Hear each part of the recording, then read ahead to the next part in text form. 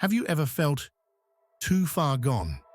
Like you've messed up so badly that God must be done with you? Maybe you look at your life and all you see are stains, mistakes, regrets, secret habits you wish you could undo. And you wonder, how could a holy God ever want someone like me? You're not the first to feel that way. In the book of Leviticus chapter 13, God gives instructions to the priests about people with skin diseases. These people, mostly likely suffering from leprosy, were labeled unclean. They had to live outside the camp. They had to shout, "Unclean, unclean," anytime someone came near. They weren't allowed in the temple. They weren't allowed around others. Their condition became their identity. Now imagine that. You're not just sick. You're separated.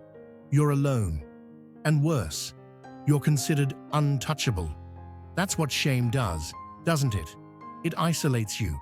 It makes you believe that who you are is the worst thing you've ever done. That you're too dirty for God. That He wouldn't want to look at you, much less love you. But here's what religion often misses, and what grace never forgets. Being unclean never stopped God from loving His people. In fact, He made a way for the unclean to be restored. All through Leviticus, you'll see laws about how to re-enter the camp, how to be cleansed, how to be brought back. Because even in a book full of rules, God's heart was always reconciliation. He didn't want separation. He wanted restoration. Fast forward hundreds of years. Jesus shows up. And do you know one of the first things He does?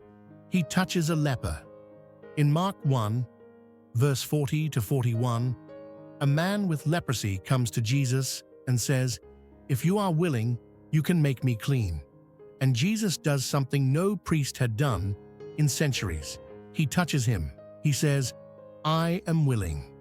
Be clean." And immediately, the man is healed. Why is that moment so powerful? Because Jesus didn't get infected by the man's uncleanness. The man got healed by Jesus' holiness. And the same is true for you. You're not too dirty for God.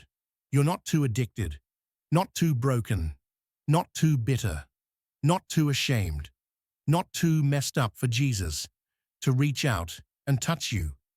You might be covered in things you hate about yourself, but His love covers that too.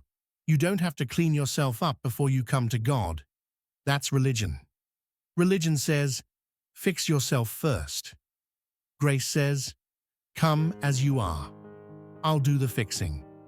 Religion makes you sit outside the camp, but grace says, I'm coming to meet you right where you are. Some of you watching this right now, maybe you've stopped praying because you feel guilty.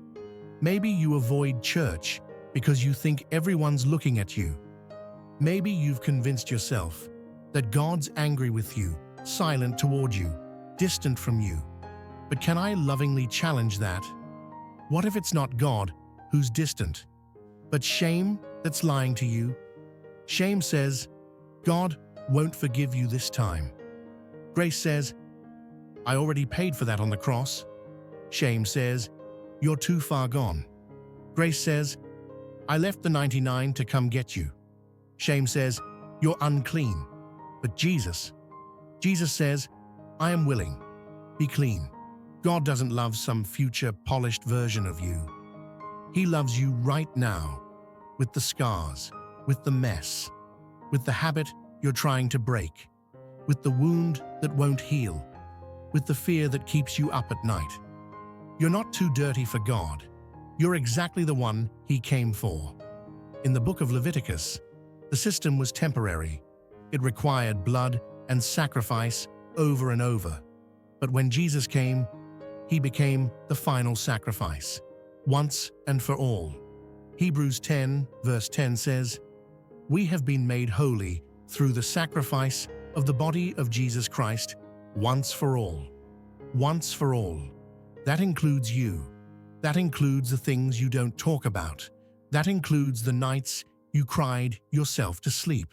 That includes the bad decisions, the broken relationships, the self-hatred. It's all covered. So if you feel unworthy today, if you feel like you don't belong in God's presence, if you feel like you've crossed too many lines to ever come back, I want you to know something. Jesus didn't die for the perfect. He died for the unclean. And you, yes, you, are exactly who he had in mind when he stretched out his arms on that cross. He didn't wait for you to get it all together. He saw you in your shame. And he said, I am willing. Be clean. You are not too dirty for God. You are loved. You are wanted. You are redeemable. And you are worth it to him. Comment, I receive this, if this was for you. Share this with someone who needs to hear. God still wants you.